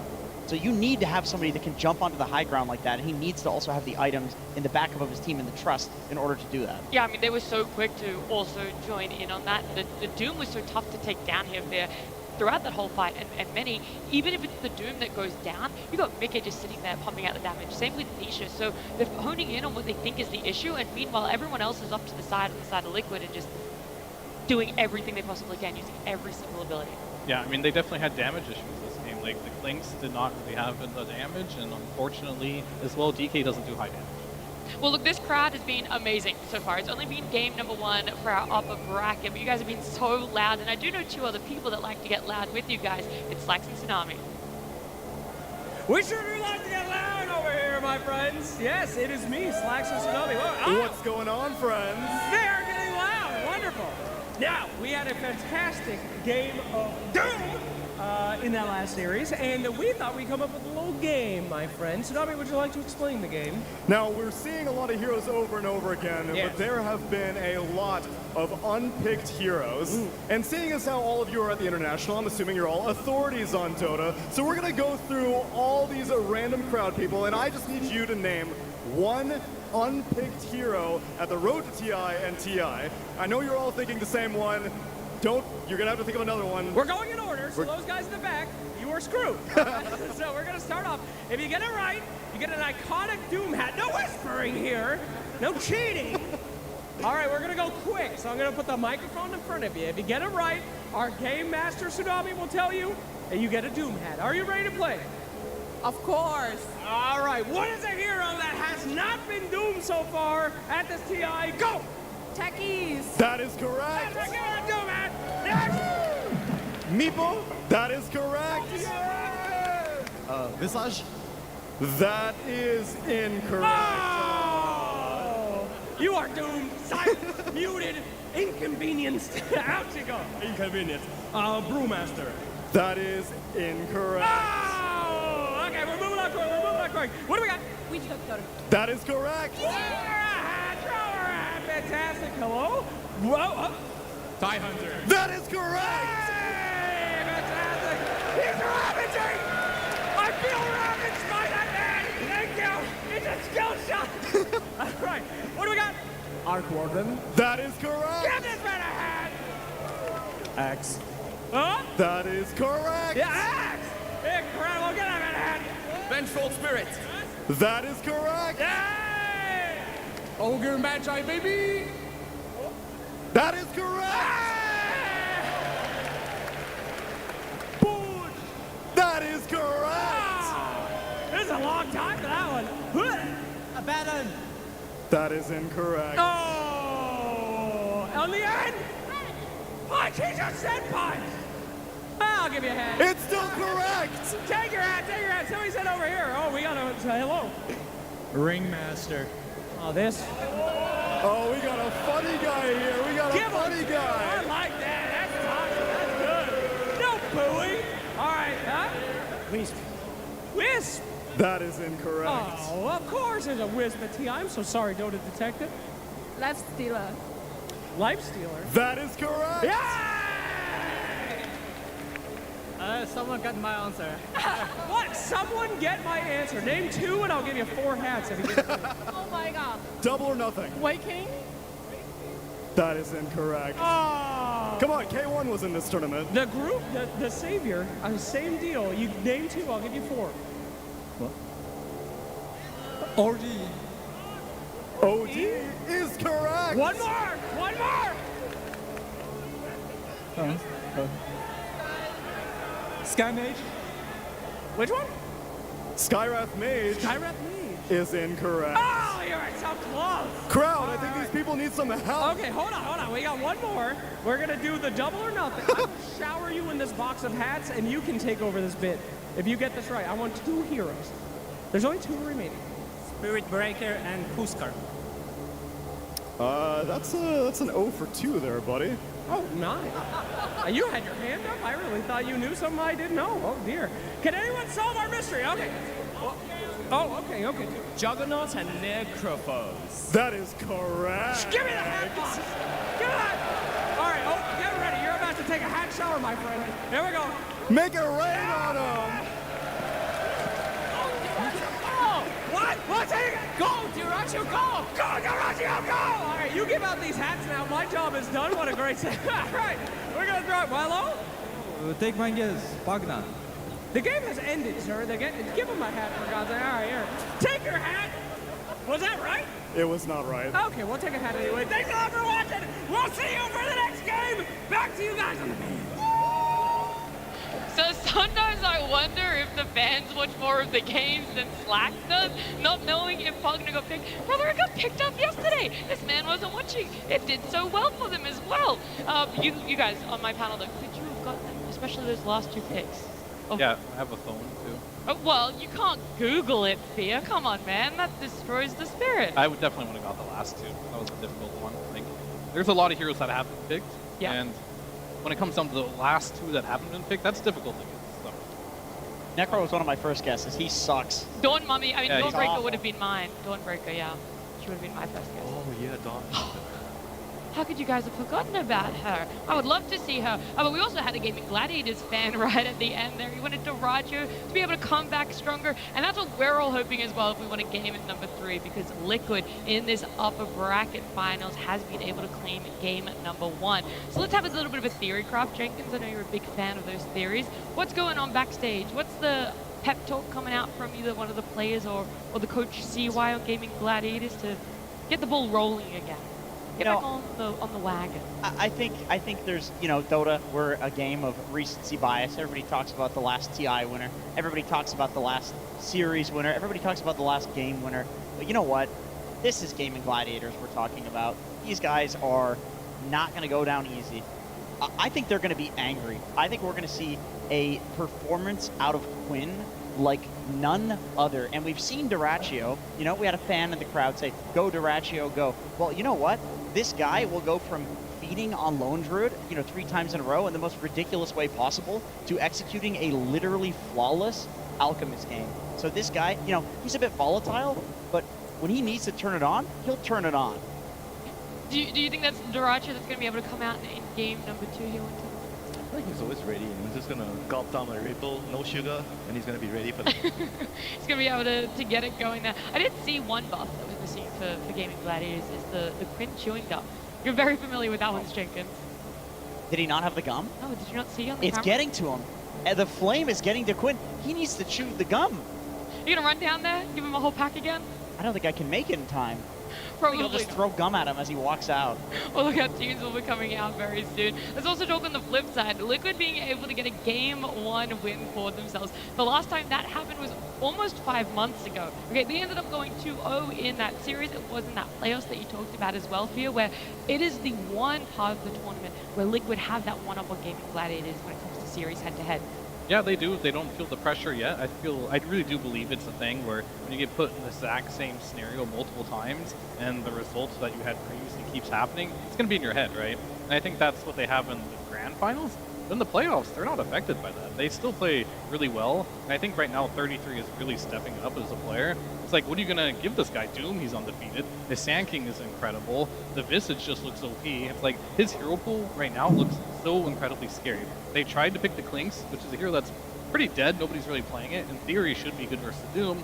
That didn't work out. So now you're in a situation, your strategy that you had prepared for this Doom doesn't work. You don't want to give him Sand King. He's becoming a target that is very difficult to answer. I will say that is potentially the biggest difference between these two coming into this series is what we saw Liquid be able to draft themselves in game one is stuff that they had found success for themselves in groups. Whereas on the side of Gaming Gladiators, they're picking up new heroes, they're picking up different types of strategies, and is it something that's just a game one in a best of three, you roll the dice, if it works, and that's all Liquid have to think about, if it doesn't work, hey, we still remember what works for ourselves. I mean, it's not even that crazy of a thing. I feel like the clips around the clips before, it's more like about what they want to deal with the Doom, you know, because they're going to be letting something through at some point. I think in this game they might actually just totally change it up, let something different through, maybe let the Naga through. I know Liquid have played one game. They've shown that they were able to play because in the previous series they've always been banning the Naga, even if they're on the first phase pick, you know.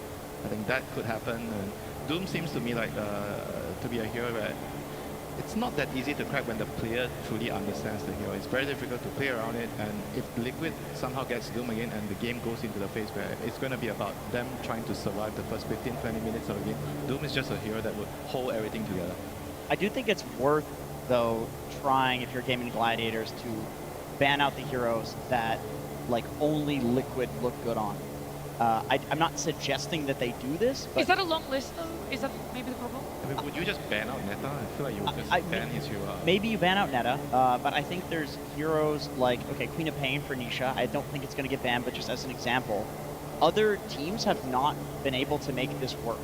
It looks like a bad hero. We even questioned it when the pick came out. We were like, okay, this is interesting, which is a polite way of saying, like, we think this is a bad pick. He had a terrible laning phase, but he understands the mid-game and the late game so well that it's worth having a rough early game. So maybe Gaimin, their thought process here is ban out the like hyper specialty heroes of Liquid and try to get them to play on their terms, try to get them to play more normal Dota. And I think the 33 Doom definitely fits into this category. Probably so does the Visage. But if you can get 33 on a more non-33 offlaner, then I think you're looking better. This was a talk, 2 TIs ago when this man won it. Is the list too long to be able to ban it out, though? Because even though... I don't think so. There's like five heroes. He's played 5 heroes. Well, what I'm about to say is, I think the pool looks smaller because he's on Liquid, but it's still there. I do think there is still a depth that maybe he hasn't played it in this tournament. Maybe he hasn't played it for 2, but has he forgotten how to play that hero entirely? I think that definitely also plays a role, but like overall I feel like he's gonna be wanting to play a hero that he's really been practiced a lot. Like you don't want to like mid-series, okay, I'm gonna play something that I played 3 months ago, but I didn't play the hero like the last 2 weeks, you know? I understand that too. I can definitely see that logic. Maybe what you do is you ban out Beast, Sand King, Visage, Doom, and then he picks Enigma because it's the only hero left that he's played in this tournament, and then you respond with a Tofu Rubik and then steal the black hole. Maybe that's the play. Okay, alright. I mean, they did try to let it pick through and then counter it with a weird hero before with the Clinks, and it didn't work out. But I feel like Clinks is much less good than Rubik is. If Rubik is B tier, Clinks is like a straight up D tier hero. Wow, you just slapped it right on there on the lowest tier possible. What do you think here? How good do you think Clinks is in the current meta? Jenkins is about right. The hero, he's not very good right now. Someone clip it. Jenkins is going to have to keep that one for memories. Yeah, I mean, Clinks right now, especially if you go for the build that Duraccio went, which is the highest damage output build, it just isn't stacking up to the other ranged carries right now. Alrighty, well, what's very dependent if they're able to ban out all of 33's heroes, or at least the majority of them, is if they even have the 4 picks themselves. We don't know who's going to be first pick or second pick, and the only way to find out is to get to our draft. Team Liquid versus Gaming Gladiators. Game 2.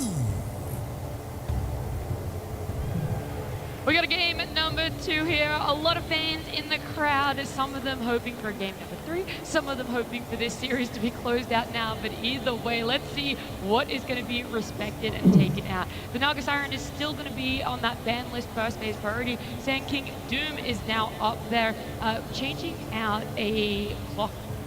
That's what was there in game number 1, and Doom has replaced it as a must ban for the side of Gaming Gladiators. Yeah, I just wanted to say like how disrespectful it would have been just to ban all of 33's heroes thinking that he just couldn't play anything else. And then let Naga through. And just let all the other, like, S-tier heroes into the game. Like, sure, I think right now the 2 heroes you have to ban for 33 is Sand King, is Doom, because those are just easy overall first picks of the game.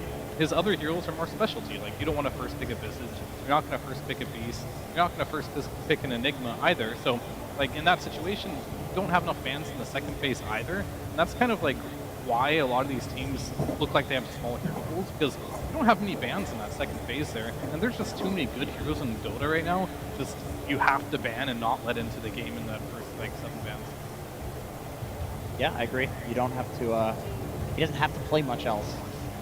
And this lets the SD through, banning out all these specialty heroes. You know, Lone Druid, Alchemist, these are also very targeted at Gaming Gladiators.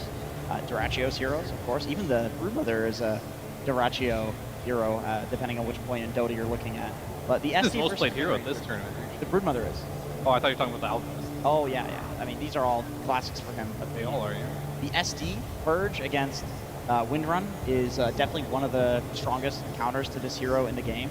So banning out all these specialty heroes means that Gaming gets a very nice counter pick with their first pick. I will say the Shadow Demon as well could go on the 4 or the 5. It's not locked into, hey, it's definitely going to be its lane pairing. If they want to show a core as their next support, there is a lot more to still be unveiled here. But the Wind Ranger, more locked in here, Winter. Yeah, he's going to be most likely the carry. We've seen a couple of games where he was played as a position 4. I don't think we've really liked it that much. I think this hero is just in a very, very good role in the carry. Like, he just does everything that you want, and I don't really mind picking my carry early if it's a Wind Ranger. He's very strong in the lane, doesn't really get bullied much. One of the best carries to rotate around the gate, TP to help, fight in the runes, and it's just very, very useful for the draft. And I do feel like when you are opening your heroes, it's always nice to open a hero where he's always going to be doing okay against any lane matchup. Yeah, I mean, I think that was proven last game as well. Like, the Crimson, the Aura from the Underlord, it looks good, but he's in every single team fight just destroying everyone, going different item builds. The Brooch was one of them. So, yeah, this hero is just good in every single game, and it's just, Liquid has proven time and time again, they don't want to counter-pick you one-to-one. They just want to pick the heroes that they think are good and fits their playstyle, and Wind Ranger on Mickey has been that hero staple. Okay, 33 officially has 2 more heroes that he has played in this tournament. No. It is Visage and Enigma. You think he'll pick one? I'm not sure. I'm more curious as to what Gaming Gladiators are actually going to pick up. You know, the Beast band isn't a head scratcher, but the lack of support bands is. This is very abnormal for what we see in bans for our series. There's at least normally 3 supports banned out, but the only one that we can see right now is that Naga Siren. It feels like there's so many quote-unquote OP supports that other people have looked towards, just sitting there, waiting to get picked up. Too many support heroes that are really good, right? Because in this specific matchup, you're trying to blunt the enemy's playstyle. You're trying to slow their heroes down by banning the certain core heroes that build certain items. So I feel like the supports are kind of getting forgotten in a way. But you kind of can't ban them because there's just way too many of them. So it's much better, in my opinion, to remove the cores that could allow the whole lineup to work. And they're going to go for the DK again, which is still like a very, very good hero. Like, and the pairing with the SD, I think we brought this up before with the Disseminate with the DK. Before the DK goes in, you put it on the DK. DK is just going to be doing a lot of AoE spray damage in a team fight. I think this is a good DK pick. You could argue that they lost with it last game and that it didn't look so good in some of the fights, but that was because he was being doomed. I think without the Doom, Quinn was looking extremely good on the DK. He won the lane, he was doing a lot of damage in the fights when he wasn't getting doomed, and it's a good counter to, it's a good hero against the Visage. You have very high armor, Visage has the birds, so small instances of damage, and I think they probably picked it knowing that the Visage or the Enigma, 2 summons heroes, are likely to come out for 33. Yeah, the 2 best supports in the game right now for me are probably Naga and Tusk. So not surprised we're going to pick up Tusk here. You just kind of have to weigh what you want to pick for 33 here. He has this hero pool. They know what they want to pick from. This is classic Liquid. Whether it's the best Visage game or not, well, it's on his hero pool when he's going to play, and they're going to pick it from him. In the case, the same story. Whether it's the best, Wind Ranger game or not, he's still going to play it. Maybe in those last couple picks, Nisha gets a little bit of flexibility. I do like the DK a lot too, but however, I want to see it to be defaulted to carry. not to any other position, because we kind of saw in that last game, the DK didn't do much damage, and that's just kind of like the problem with the DK mid. You don't scale into the point where you're a big threat, but when you do play it in the carry position, you focus on getting like these Datalises and you're getting the farm. This hero's, when it looks the best, looks really good versus the Visage too, just because you'll have all that AoE damage that can deal with it. But in the previous game, I also kind of felt like his build was also not really allowing him to do damage. Right after the Mage Slayer, he went like Hurricane Pike.